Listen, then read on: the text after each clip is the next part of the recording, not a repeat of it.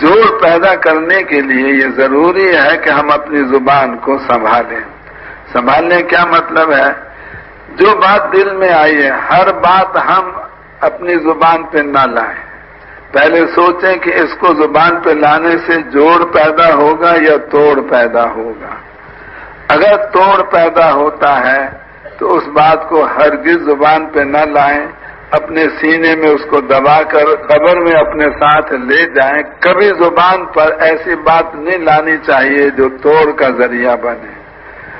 اور اگر وہ بات جوڑ والی ہے تو اس کو ہم کہیں، لیکن اس کو بھی کہنے کے دو طریقے ہیں.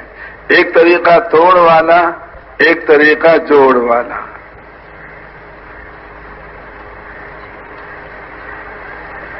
مثلا ایک آدمی کو ہم یوں کہتے ہیں کہ آپ کے والد محترم تشریف لائے ہیں، آپ باہر آ کے ان کو ملیں.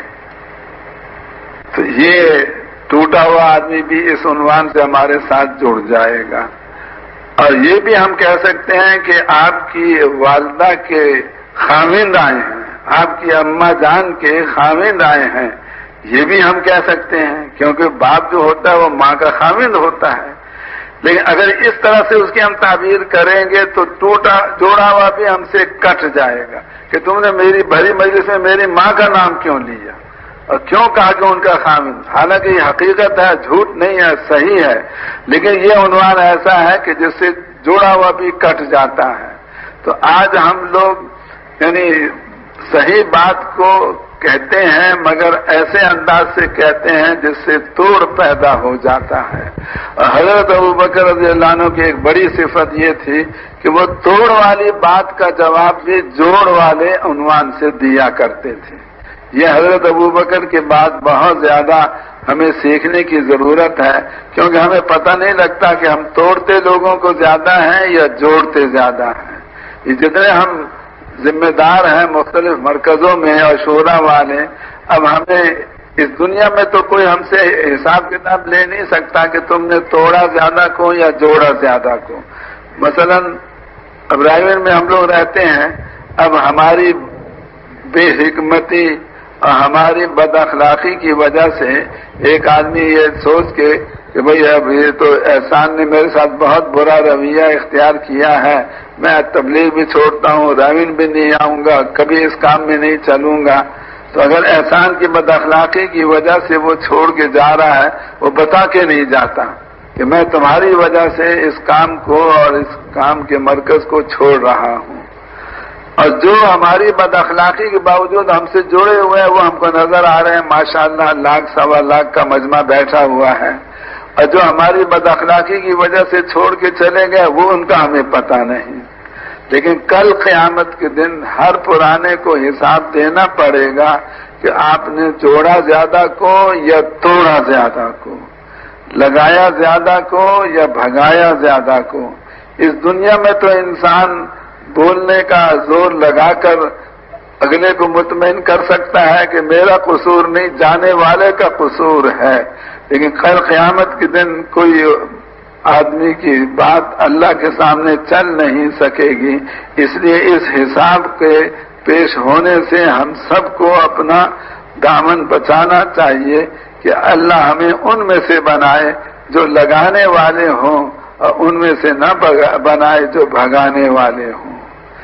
اب حضرت ابوبکر کے پاس دو صحابی آئے کہ رسول پاک علیہ الصلوۃ والسلام نے ہمیں زمین دی تھی، آپ حضور کے خلیفہ ہو، آپ بھی ہمیں زمین دو. تو حضرت ابوبکر نے ساتھی جتنے موجود تھے ان سے مشورہ کیا، سب نے کہا کہ دے دو.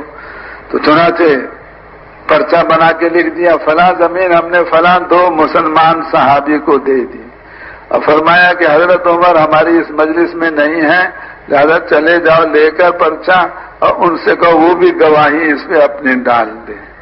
اب وہ گئے، حضرت عمر نے پڑھا، پڑھتے حضرت عمر کو آ گیا غصہ، اور فرمایا حضور نے تمہیں دیا تھا کہ اس زمانے میں اسلام کمزور تھا، آج اسلام طاقتور ہو چکا، تمہیں دینے کی کوئی ضرورت نہیں ہے. اور تھوکا اس پرچے پر، پھینک دیا زمین پر، لے جاؤ اپنا پرچہ. اب وہ دونوں حیران کہ امیر وہ ہیں، امیر کے پرچے کو مامور ایسے تھوک کے نیچے پھینک رہا ہے، وہ دونوں پرچہ اٹھا کے حضرت ابو بکر کے پاس پہنچے اور ان سے سوال وہ کیا جس سے توڑ پیدا ہو جائے حضرت ابو بکر حضرت عمر میں۔ یہ پوچھا کہ اے ابو بکر آپ بتائیں آپ حضور کے خلیفہ ہیں یا عمر؟ اب اس کا بجائے جواب کیا بنتا ہے کہ میں خلیفہ ہوں رسول پاک علیہ السلام کا۔ اس میں اپنے مقام کو اپنی زبان سے ظاہر کرنا، اپنی بڑائی کا اظہار، حضرت ابو بکر میں اس کی کوئی ذرہ برابر بھی گنجائش نہیں تھی، کبھی ایسا لفظ نہیں بولتے تھے جس سے ان کی بڑائی ظاہر ہو، اس لیے یہ جواب نہیں دیا کیونکہ اگر یہ جواب دیتے تو فوراً کہتے آپ اچھے امیر ہیں، آپ کا مامور تو آپ کے پرچے کا احترام نہیں کرتا۔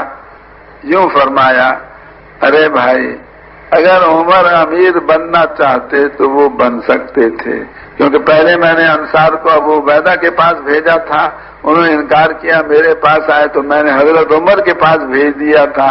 اگر حضرت عمر اس وقت امیر بننا چاہتے ہیں تو میں نے موقع دیا تھا، وہ نہیں بنے، اس لیے مجبوری میں مجھے بننا پڑا۔ ایسا جواب دیا کہ ان دونوں کا غصہ بھی ٹھنڈا ہو گیا۔ ان کا سوال توڑ والا تھا، جواب جوڑ والا دیا۔ اور پھر حضرت عمر پیچھے سے پہنچ گئے غصے میں بھرے ہوئے اور یوں فرما رہے ہیں کہ اے ابو بکر یہ زمین آپ کی ہے یا مسلمانوں کی؟ نہ بھائی میری نہیں ہے، مسلمانوں کی ہے۔ تو آپ نے مشورے کے بغیر کیسے دے دی؟ اب اس کا جواب حضرت ابو بکر کے پاس ہے کہ سارے مسلمانوں سے ایسے مسئلے میں مشورہ کرنا ممکن نہیں، جتنے میرے پاس تھے ان سے میں نے مشورہ کر لیا تھا، سب نے کہا تھا تو آپ تھے نہیں، آپ کے پاس میں نے پرچہ بھیج دیا۔ تو حضرت ابو بکر حضرت عمر کو ایسا جواب دے سکتے تھے جس سے وہ لاجواب ہو جاتے، لیکن ان کا غصہ اور بڑھ جاتا، تو یہ جواب نہیں دیا کیونکہ اس میں پھر توڑ پیدا ہوتا ہے۔ کیا جواب دیا؟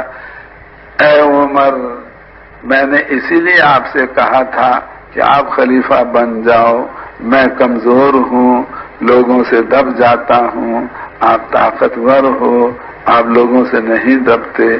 تو ایسا جواب دیا کہ جس سے حضرت عمر کا بھی غصہ ٹھنڈا ہو گیا۔ سوال توڑ والا اور جواب اس کا جوڑ والا۔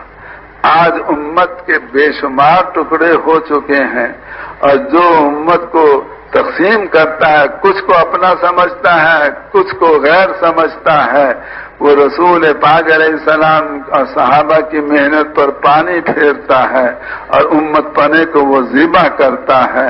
اس لیے اللہ ہمیں ان میں سے نہ بنائے جو امت میں توڑ پیدا کرنے والے، اللہ ہمیں ان میں سے بنائے جو امت میں جوڑ پیدا کرنے والے ہوں۔ کیوں بھائی یہ صفت اپنے اندر پیدا کریں گے نا انشاءاللہ۔ پہلے تولو پھر بولو، ہر بول سے پہلے سوچیں کہ یہ بول جوڑ والا ہے توڑ والا ہے۔ اگر جوڑ والا ہے اس کو اس انداز سے بیان کریں جس سے جوڑ پیدا ہو، ورنہ جوڑ والی بات کو بھی آدمی توڑ والے الفاظ سے کہہ سکتا ہے۔